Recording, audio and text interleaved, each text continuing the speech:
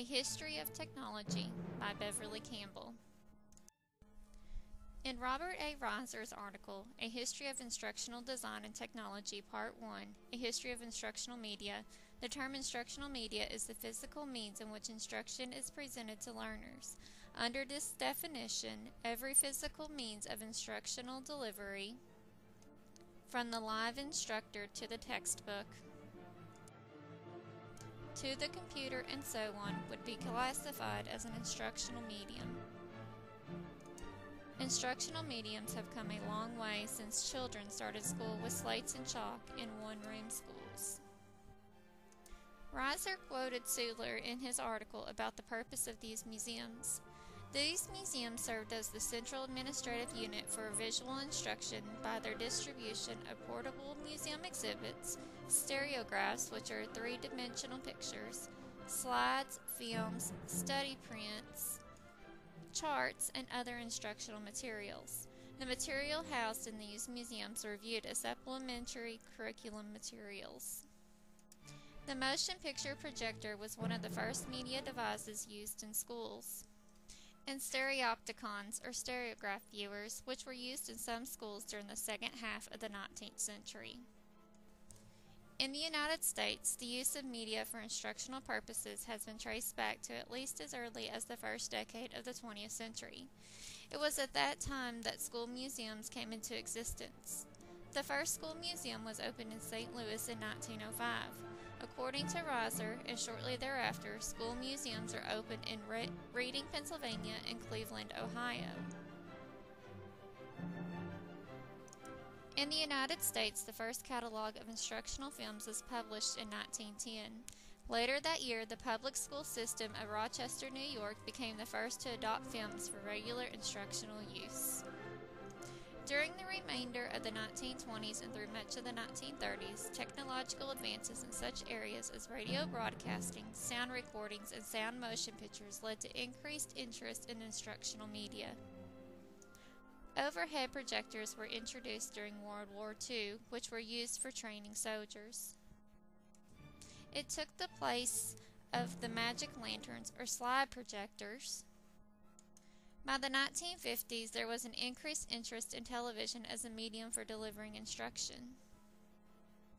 By 1955, there were 17 public educational television stations in the United States, and by 1960, that number increased to more than 50.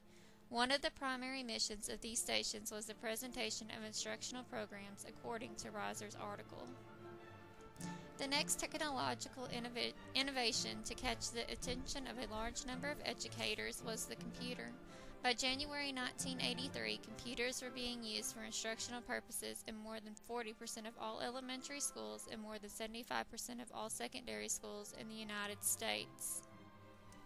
Since 1995, rapid advances in computer and other digital technology as well as the Internet have led to rapidly increasing interest in and use of these media for instructional purposes. There has also been a significant increase in the amount of technology available in schools in the United States. Glenn Kleinman states in his article, Myths and Realities About Technology, that schools spent an estimated $6.9 billion in 1999 on desktop computers, servers, routers, wiring, internet access, software, and everything else involved in making modern technology available. Computers are powerful and flexible tools that can enhance teaching and learning in innumerable ways. They can be used to help make learning more engaging, better address the needs of individual students, provide access to a wealth of information, and encourage students to explore and create. Internet technology has had a significant impact upon reading strategies. In the article, Weaving the Literacy Web, Changes in Reading from Page to Screen, Wendy Sutherland Smith states that the speed and degree of change that web literacy, a term for finding, scanning, digesting, and storing internet info, brings to teaching, reading implementation challenges for teachers. Our students must become proficient in assessing and analyzing information so that a level of understanding can be reached. Web literacy demands an incorporation of key reading and navigation skills. In today's classrooms, you will see all types of technology. There is at least one computer in every classroom with internet capabilities. The internet provides opportunities to extend thinking skills beyond the hierarchical, lineal sequential model that serves so well in the world of print text. This in turn challenges readers of all abilities. Computers have made it easier for educators to design learning experiences that involve more complex interactions between learners and instructional content. This is very beneficial to students with learning disabilities because they are able to interact with the lesson more easily. Also in today's classrooms, you will find smartboards. These can be used to show textbooks in e-book form for those students that have vision problems or learning disabilities. Elmos are also seen, which help to project written material in larger form for the students who may need it. Technology is constantly changing and evolving and can affect what needs to be taught, how it can be taught, how classrooms are organized and managed, and the roles and expectations of both teachers and students.